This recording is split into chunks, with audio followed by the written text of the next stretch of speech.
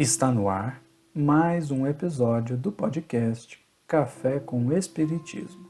Aqui é Gustavo Silveira e hoje daremos início a uma série de 4 episódios em que estudaremos a primeira questão de O Livro dos Espíritos.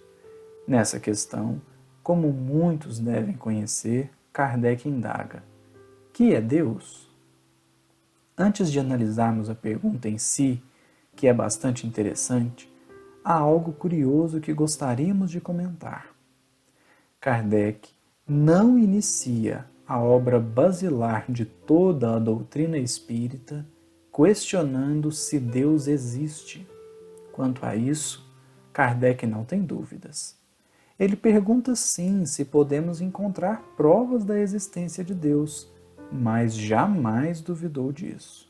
E, aliás, ele nem poderia duvidar. Questionar se Deus existe ou não seria como demonstrar não acreditar na existência dos próprios espíritos, que eram justamente a quem ele consultava para obter suas respostas. Afinal de contas, como podem existir os espíritos sem que exista aquele que os criou?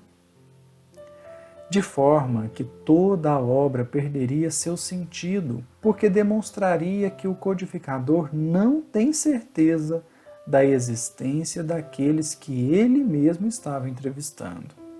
Uma vez demonstrada a existência dos espíritos, de 1001 maneiras diferentes, era mais que óbvio que Deus também existisse. Portanto, ele inicia com: que é Deus? Como a dizer: já sei que Deus existe, mas o que ele é? E a própria construção da pergunta demonstra um cuidado todo especial. O codificador não usa o pronome quem, porque assim a pergunta indicaria estar se tratando de uma pessoa, o que traria a ideia de que Deus é um ser humano, que era justamente a ideia a ser desconstruída.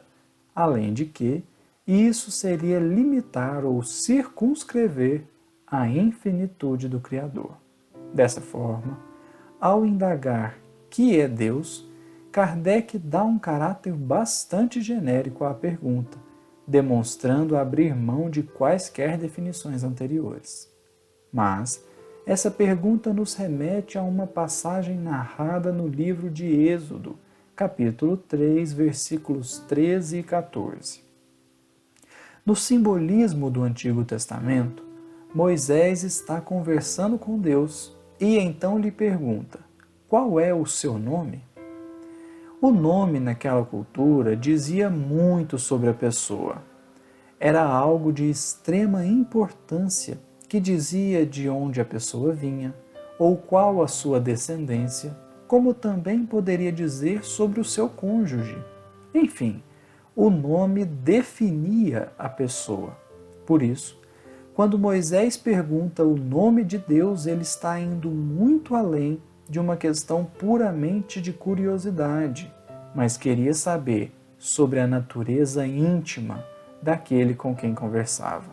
Portanto, a pergunta de Moisés é bastante similar, para não dizer igual, àquela feita por Kardec. E a resposta dada a Moisés é intrigante. Deus responde assim: eu sou aquele que sou. Assim dirás aos filhos de Israel: eu sou, me enviou a vós. Dali em diante, eu sou ficou sendo um dos nomes de Deus para o povo hebreu. Isso justifica, por exemplo, a perplexidade de alguns fariseus quando ouvem Jesus pronunciar: eu sou o caminho, a verdade e a vida. Eu sou a ressurreição. Eu sou a porta. Porque eu sou se refere a Deus. Mas essa definição, eu sou aquele que sou, é um fato relevante para nós aqui, porque revela o caráter de permanência de Deus. Se Deus é aquele que é, então ele não muda. É um estado perene e inalterável que caracteriza nosso Criador.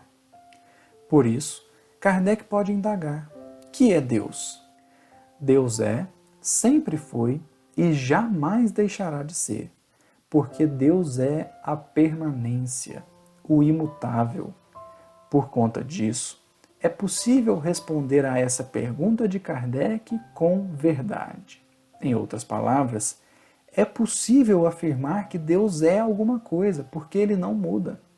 Nós outros, criaturas dele, somos seres perfectíveis, o que significa que somos seres em constante evolução e, por isso, somos impermanência. Nós mudamos o tempo todo. Em todos os dias, em todas as horas, podemos mudar nossa forma de sentir, pensar, falar e agir, porque estamos sempre renovando, sempre regenerando. Então, eu hoje já não sou a mesma pessoa que era ontem e sou diferente do que serei amanhã. Um grande filósofo pré-socrático de nome Heráclito afirmou: ninguém pode entrar duas vezes no mesmo rio, pois, quando nele se entra novamente, não se encontram as mesmas águas e o próprio ser já se modificou. Para nós, a única coisa que não muda é que tudo muda. A mudança é algo constante em nossas vidas e a todo tempo somos convidados a revisar leis, atos, pensamentos, enfim, revisar grande parte do que cremos, sabemos e sentimos. Mas Deus não. Deus é aquele que é. Ele não muda, porque é perfeito. Se o perfeito sofresse qualquer alteração, então, ou não era perfeito antes da mudança, ou já não o é mais após mudar, já que perfeito significa pronto e acabado, sem defeitos. Deus é, nós estamos. Então, ao invés de dizer eu sou ruim, devo dizer eu estou ruim.